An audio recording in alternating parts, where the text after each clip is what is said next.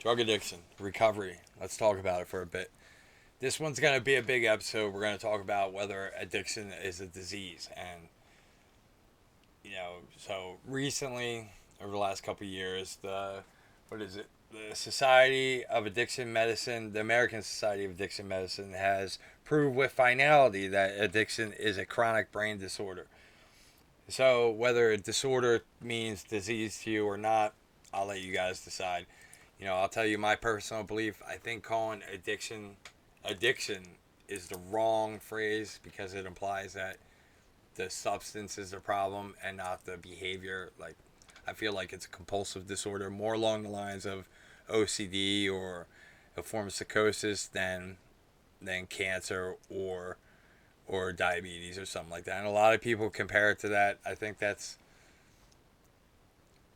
a bad analogy. It's not like those diseases. There's no element of free will in those diseases, and I think with any psychological disorder, there is an element of free will. So, but let's go with the it's a disease first. There's been, brain scans showing that the brain of an addict is different than a healthy brain or a non-addict brain. They've identified different areas of the brain that are either less active or more active in an addict's brain, and they've even been able to diagnose different types of addiction. And I'm gonna have to do a little more research on this because I don't know what all these mean. But there's compulsive addiction, impulsive addiction, impulsive compulsive addiction, um, sad or slash emotional addiction, anxious addiction, and temporal lobe addiction. Um, some of them are self-explanatory, I guess.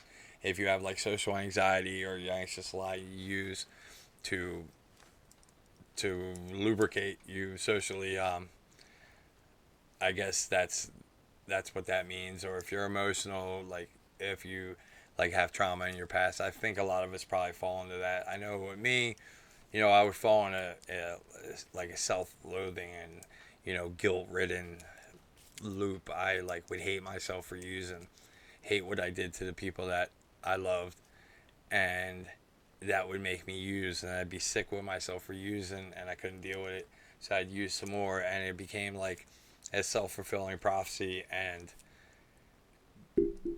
learning not to hate myself was the hardest part of my recovery. And now that I've got there, I hope the next person can take something from my experience and know that just the fact that you feel guilty about the things you've done shows what your real character is. You in your addiction, you'll do a lot of things against your will, like a lot of things that really go against who you are as a person, really go against your moral code. And that alone to me proves that this ain't just about willpower or morality. There's a real tangible disorder, whether you want to call it a disease or just a compulsive disorder or whatever. It's real, and it's not just that we're weak or anything like that. So I don't buy that.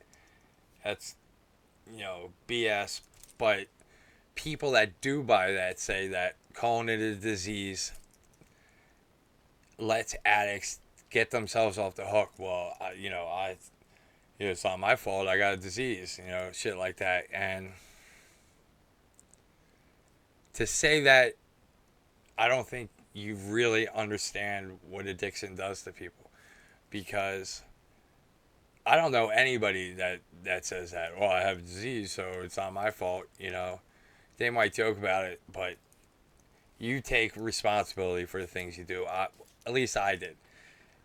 That guilt was real, tangible. I never thought it was someone else's fault. I thought I was the worst person in the world. I thought I deserved to be miserable. I thought I deserved to die in a gutter. So I never copped out saying it's not me because I have a disease or blah blah blah blah blah. But that's what they're saying. But if you're like me, you don't need to hear that noise because I know what it is. I've lived it. You guys have lived it. And it doesn't matter what other people think. So people that tell you you're just weak, Fuck them. You know, like I try to say as often as possible, when you get your recovery, it's all about your happiness. And don't let any detractors take away from your happiness. No matter what you got to do, if you're taking suboxone, methadone, whatever it is, if you're going to church every day of the week, if you're doing cartwheels on the beach, juggling jellyfish, whatever the fuck it is you're doing, and you're happy, and you wake up happy, ready to meet the day every day, you come home and people are happy to see you, or people trust you again, you have a job, and you're just happy with your life. You're excited about where you're going to be in a year, 2 years. Who gives a fuck if you take medicine every day? You have a life. And that's what recovery is about, getting a life back. And, that's what I'm here to try to help people find.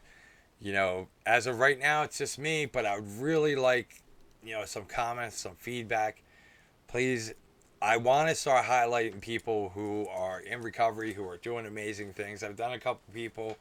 I'm a big fan of Kalichi. He's a rapper. He has a lot of really gritty songs that if you've been an addict, you'll relate to. And I encourage everybody to check that out. But I want people to suggest, inspirational people or people that have just come back from the brink. We all have a story, and that story will help the next person. And, with that being said, until next week, God bless.